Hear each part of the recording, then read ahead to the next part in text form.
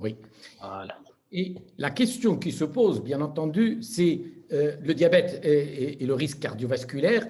Et nous savons tous que le diabète est une maladie métabolique, mais aussi maladie cardiovasculaire, et surtout que nous disposons d'un certain nombre de traitements, de nouvelles molécules pour traiter le risque cardiovasculaire. Et ces nouvelles molécules, on est en droit de se poser toujours la question, quelle efficacité, quelle prévention, quelle sécurité, et que disent les derniers guidelines?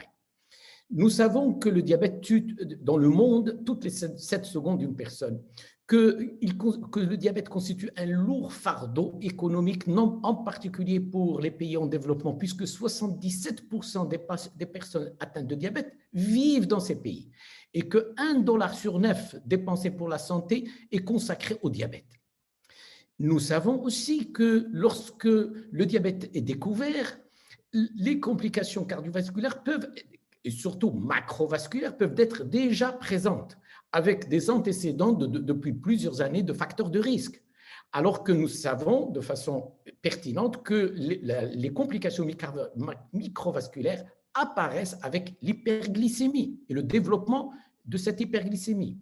Au Maroc, nous voyons sur les enquêtes déjà publiées antérieurement que les complications cardiovasculaires, qu'elles soient micro ou macrovasculaires, sont fréquentes à tous les âges de l'évolution de la maladie. Et ce qui est surprenant, c'est que ces complications des complications macro, mais aussi microvasculaires, au moment, soi-disant, de la découverte du diabète, ce qui signifie que le diabète a été diagnostiqué tardivement. Et notre travail, celui du ministère de la Santé, dans l'étude Stepwise, qui a été fait en collaboration avec l'OMS et qui a montré, malheureusement, qu'il existe plus de 40% des patients avec deux facteurs de risque. Nous avons la chance de disposer de recommandations cliniques depuis l'affaire des glitazones, de la rosiglitazone, puisque à ce moment, la FDA avait exigé des recommandations, et nous disposons depuis un certain nombre d'années de recommandations de l'ADA, de l'Association européenne du diabète, du Collège américain. Il y a plein de recommandations européennes, et tout ceci va nous donner une idée parce qu'il existe cette problématique des complications cardiovasculaires. Qu'il s'agisse de l'infarctus du myocarde ou de l'AVC, complications majeures cardiovasculaires, le premier facteur lié à l'augmentation de la mortalité est l'hémoglobine glyquée. Donc, le traitement de l'hyperglycémie est quelque chose d'essentiel. Mais il n'y a pas que l'hyperglycémie. Nous savons que les complications cardiovasculaires ont bénéficié depuis de nombreuses années maintenant d'un certain nombre d'études importantes. Nous avons les inhibiteurs de la DTP4 qui montrent une neutralité au niveau de l'évolution et du traitement des complications cardiovasculaires, mais nous avons des nouvelles molécules de famille importantes, les inhibiteurs des SGLT2 et les agonistes du récepteur du GLP1, qui ont cet avantage de réduire les complications cardiovasculaires. Dans le temps déjà, l'UKPDS avait montré un effet bénéfique sur les complications cardiovasculaires lorsqu'on traite de façon intensifiée les patients, en particulier obèses. Il y a une réduction de plus de 39% de la fréquence de l'infarctus du myocarde, et que cette réduction se maintient dans le temps. C'est ça ce qui est très important. Et dans l'étude du follow-up de l'UKPDS, on avait montré que le traitement intensifié initial, on a tout intérêt à intensifier au début du traitement parce que les effets favorables vont être observés même à long terme, même si le traitement est relâché. Donc, il y a une mémoire métabolique intéressante et importante. De même que nous savons que les glycémies, les interventions sur la normalisation de la glycémie, en particulier lorsque le diabète est récent, ont un effet bénéfique très important. Sur les complications micro et macro, c'est ce qu'a montré l'UKPDS. Sur les complications micro, c'est ce qu'a montré l'étude Advance. Par contre, lorsque le diabète est très ancien, qu'il existe des complications cardiovasculaires, c'est le cas de l'étude ACCORD, une normalisation rapide ou une intervention rapide sur la glycémie peut conduire à des événements inattendus et mauvais pour le patient. L'étude Advance, quant à elle, elle avait montré que plus les hypoglycémies sont sévères, plus elles sont associées à un risque important de complications cardiovasculaires. Et les nouvelles additions au niveau des guidelines, des derniers guidelines européens de la Société de cardiologie montrent que les deux familles qui se distinguent, bien sûr, qui sont importantes, les inhibiteurs des SGLT2 et les GLP-1, l'empagliflozine, la canagliflozine, la dapagliflozine sont recommandés chez les diabétiques de type 2 avec complications cardiovasculaires, ou des patients qui ont un risque élevé ou modéré ou très élevé pour la réduction de ces complications. Et un avantage pour l'empagliflozine qui montre chez ces patients diabétiques avec complications cardiovasculaires une réduction de la mortalité. De même, pour les agonistes du récepteur du GLP-1, liraglutide, sémaglutide ou dulaglutide conduisent au même résultat, avec une note particulière pour le liraglutide qui est recommandée pour réduire le risque de mortalité. Un point négatif auquel il faut faire attention, c'est celui de la saxagliptine, cet inhibiteur de la DPP4, qui est intéressante par ailleurs, mais qui n'est pas recommandé chez les patients de type 2, puisque lorsqu'il y a un risque d'insuffisance cardiaque.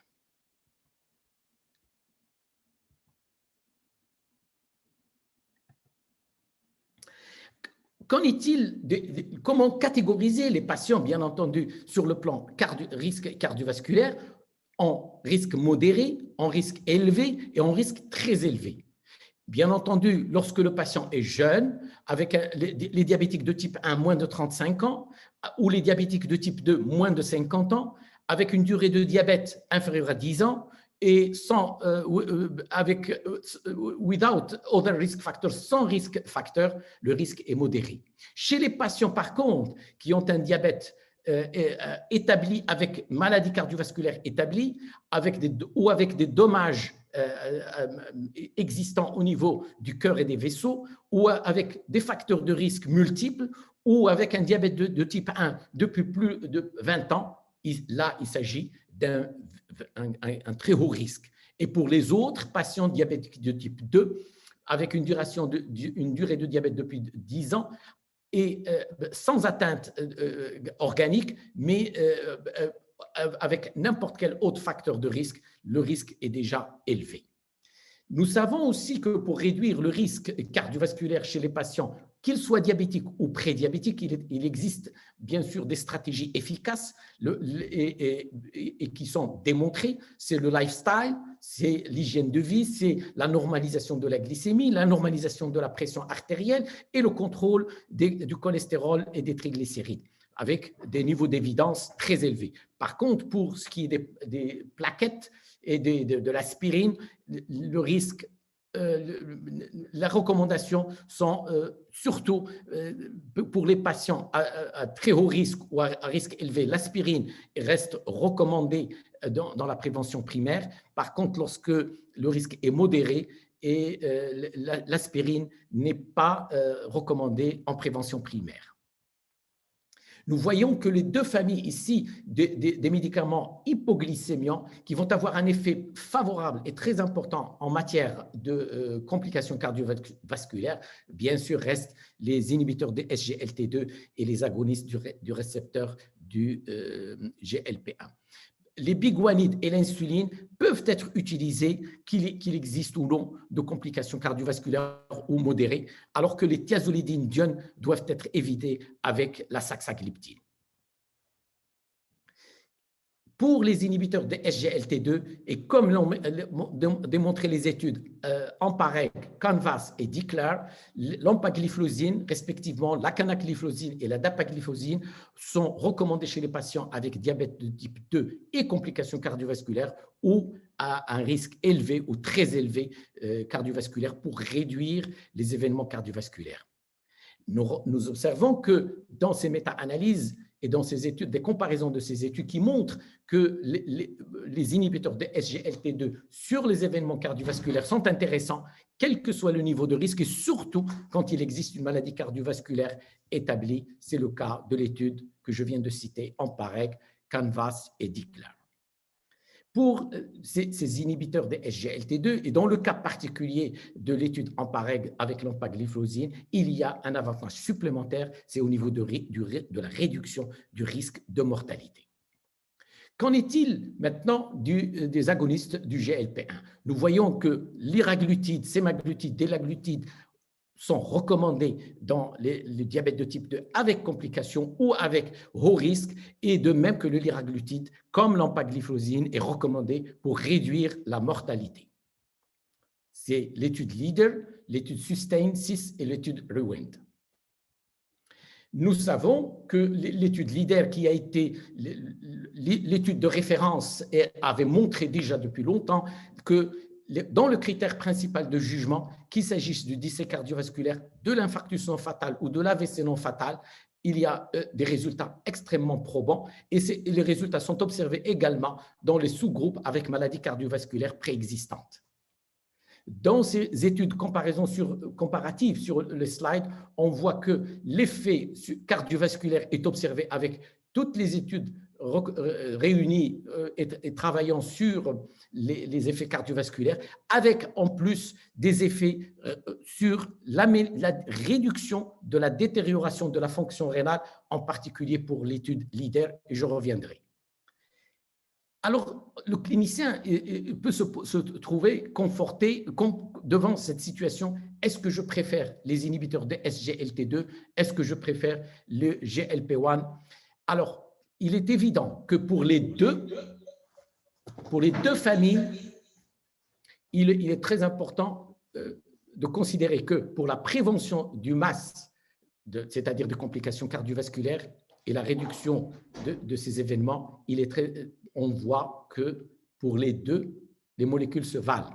Par contre, pour la réduction du poids, c'est les agonistes du GLP-1.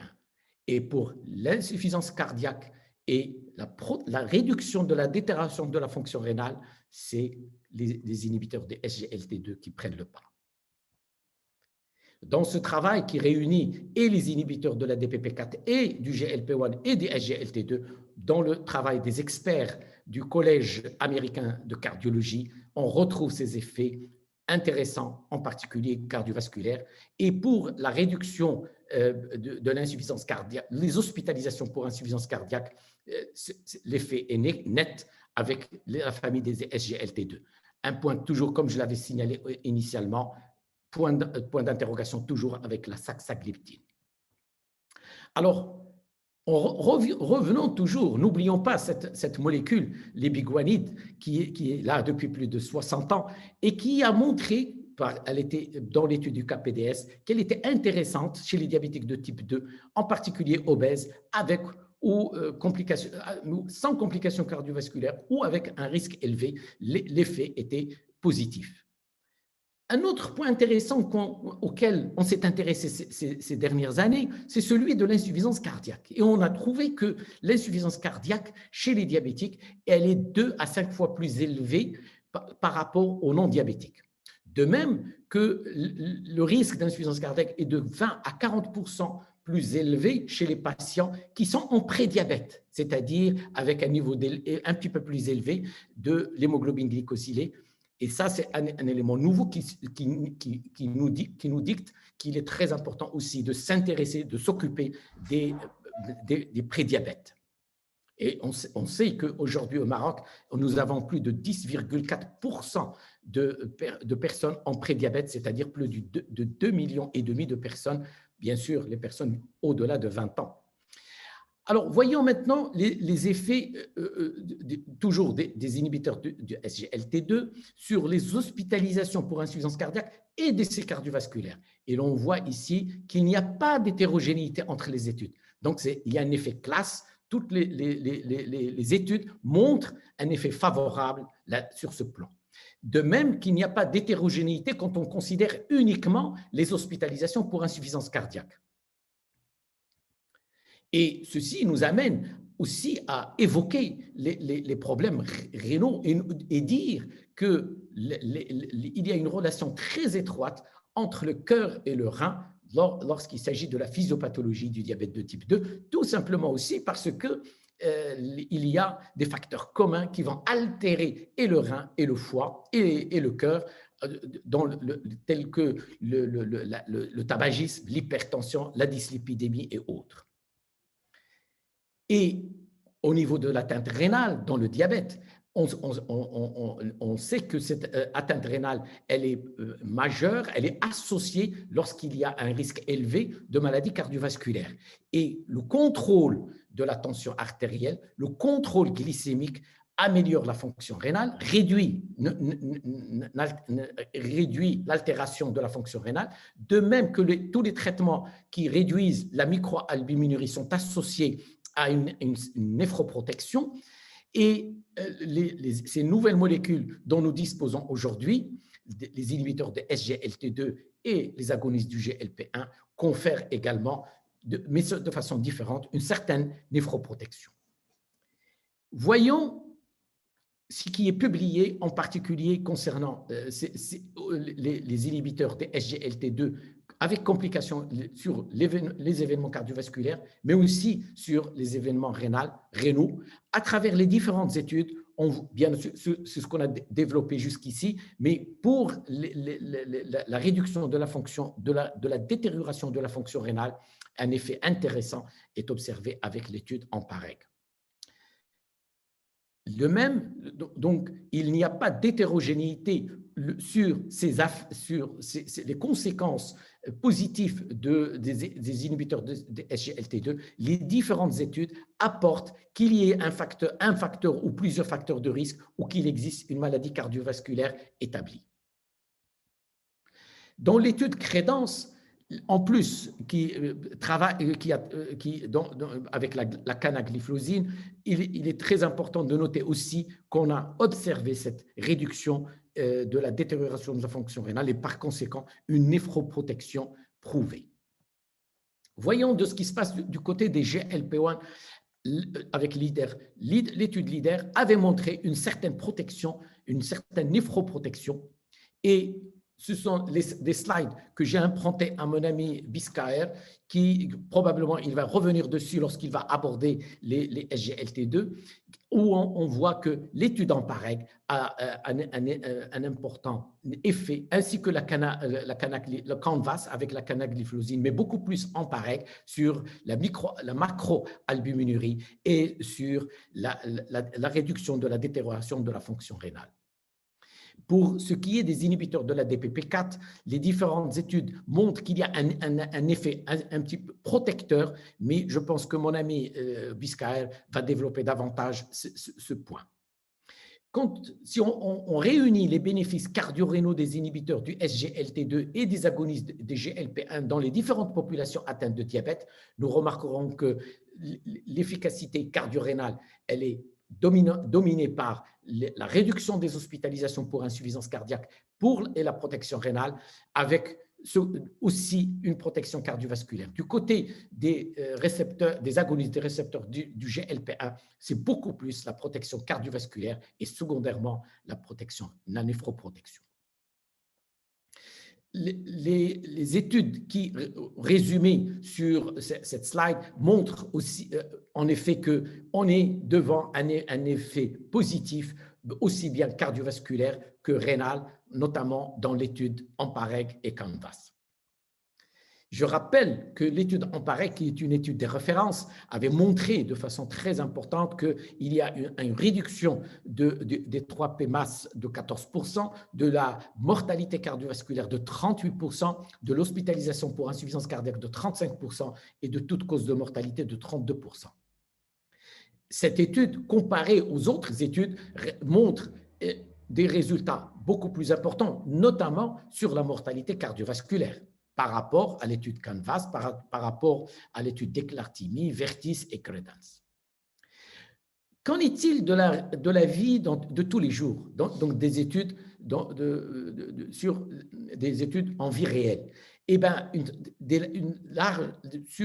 aux États-Unis, il y a une comparaison importante qui a pris plus de 200 000 patients pour étudier les effets et les comparaisons entre les inhibiteurs des SGLT2 et les inhibiteurs de l'ADPP4 et de voir aussi l'intérêt sur le plan, est-ce qu'il y a un intérêt au niveau de la réduction des coûts.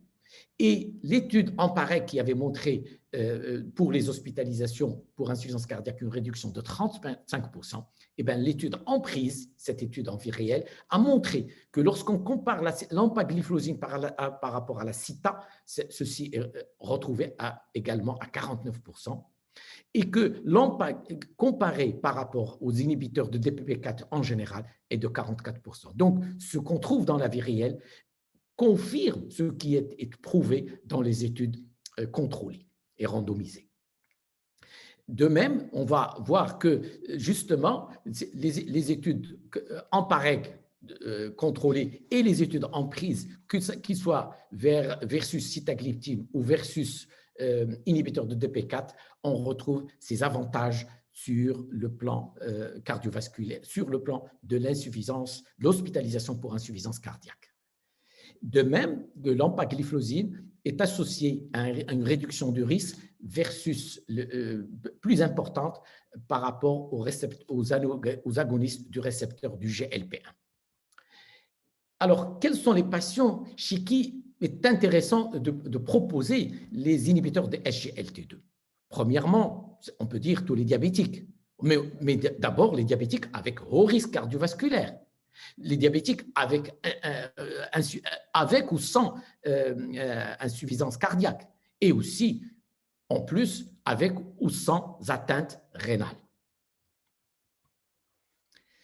J'ai emprunté cette slide au professeur André Chen pour situer la comparaison inhibiteurs de SGLT2 et GLP-1 récepteurs. Pour les inhibiteurs de SGLT2, ils ont l'avantage d'être par voie orale, le coût moins élevé, traitant l'insuffisance cardiaque, utilisé en cas d'insuffisance rénale légère à modérée, avec un risque un peu d'infection génitale. Par contre, le GLP-1 récepteur agoniste, leur coût est un petit peu très élevé. Il s'agit d'injectables. Ils ont un effet antéromateux et ils sont possibles si insuffisance rénale sévère, et on sait qu'ils ont des effets un petit peu digestifs. Maintenant, par rapport aux inhibiteurs de SGLT2 et des récepteurs la combinaison de ces deux médicaments, est-ce qu'elle apporterait un plus? Certainement. Une combinaison des deux classes pharmacologiques améliore le contrôle glycémique, réduit le poids corporel et diminue la pression artérielle. Donc, il serait intéressant d'évaluer cette complémentarité dans les études de prévention cardiovasculaire et ou rénale chez des patients diabétiques à très haut risque de développer ces complications. C'est ce qu'on va voir dans les mois à venir, certainement. Il n'en demeure pas moins que le traitement du diabète doit être individualisé, que chaque diabétique est un cas particulier. Bien sûr, on tient compte de l'âge, de la morbidité, de l'existence ou non de complications, du niveau socio-économique, etc. Mais chaque diabétique, et c'est là le rôle du médecin que nous sommes pour poser et permettre avec le patient d'expliquer quel est le meilleur traitement qui lui convient. D'une manière générale, avec les nouvelles recommandations, nous savons qu'il y ait ou qu'il n'y ait pas de complications, on commence toujours par la metformine en première ligne. Et bien entendu, s'il y a un haut risque cardiovasculaire, on va se retourner vers les inhibiteurs de SGLT2 ou les agonistes du récepteur du GLP1. Dans les dernières recommandations de l'ADA de 2020, il est évident que lorsque on est devant des complications cardiovasculaires, après la metformine, il est certainement très intéressant. Lorsqu'il existe uniquement des complications cardiovasculaires, une maladie cardiovasculaire, on a le choix entre l'un ou l'autre, inhibiteur de SGLT2 ou agoniste du récepteur du GLP1. Par contre, s'il y a une atteinte rénale, le choix se porte plus aisément vers les inhibiteurs de SGLT2. Ceci dit, tout ceci serait très intéressant, mais n'oublions pas l'essentiel. Toujours, il faut manger moins, manger mieux et bouger plus. Je vous remercie.